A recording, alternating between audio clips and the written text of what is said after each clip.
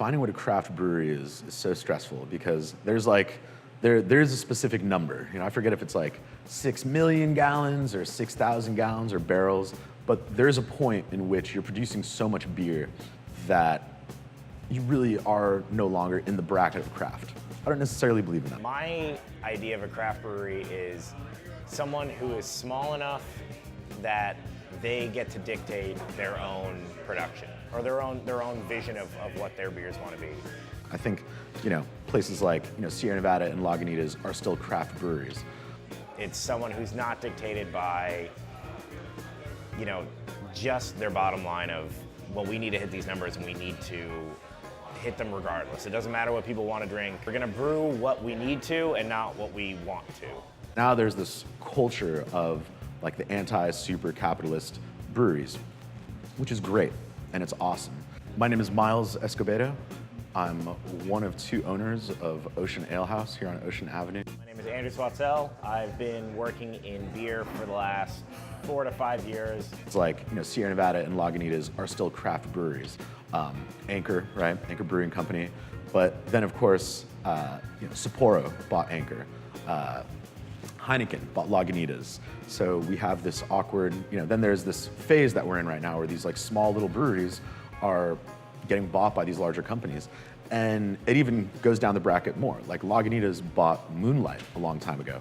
So Moonlight Brewing, this awesome small brewery in Petaluma that is super tiny. It's like a 2 or 3 man show most days. They are now owned by Heineken.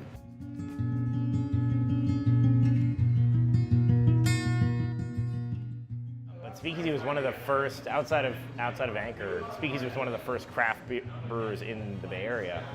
And they really set the tone for the Bay Area beer scene for, you know, in the middle 90s, late 90s, and through the 2000s when they were really getting popular.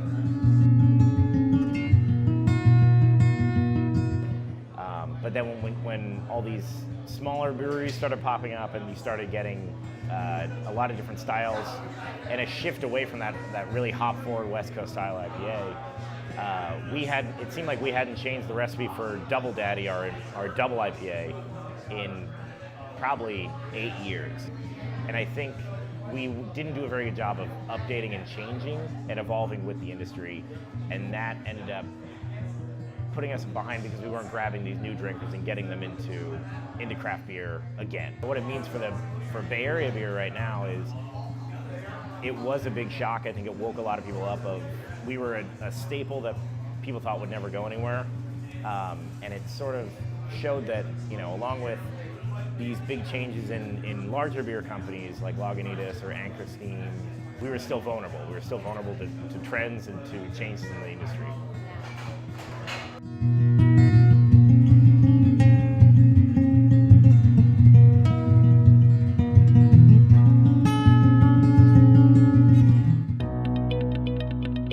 My name is Jordan Dye. I'm a bartender at Red Dog.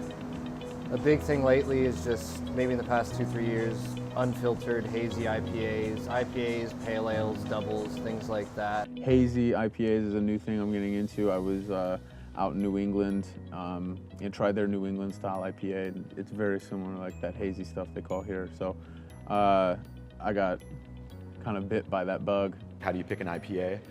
Freshness is the hot thing right now. It's the hot commodity. So we have 16 beers. Therefore, we have about 16 different kind of beers, except for 12 through 16, which are all IPAs, right?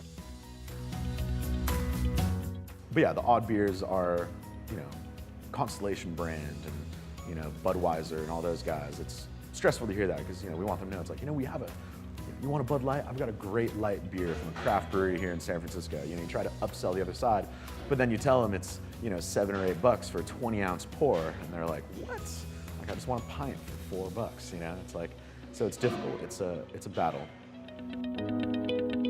Moving to 4 Point, I was really excited because it's a very young brewery. It's only 4.5 years old, I think, which in the beer industry, Speakeasy was almost 20 years old. Lagunitas is 20 years old. Anchor is, you know, 100 and some odd years old. There is a lot of history, but our image is we're choosing to make it, and we're choosing for it to be relevant right now. So I don't think small brewers are necessarily giving up quality when they're going into making batches every week. I just think what they can do is, because they have a small system, they can do whatever the hell they want. It's like, oh, I lost a batch, whatever, it's no big deal. You know, when you get to the commercial level and you're producing beer for half the country, the whole country, or the entire world, like something is lost. You know, Lagunitas is a good example. They're all over the world, right? And now they just opened their brewery in Chicago. That's like killing it.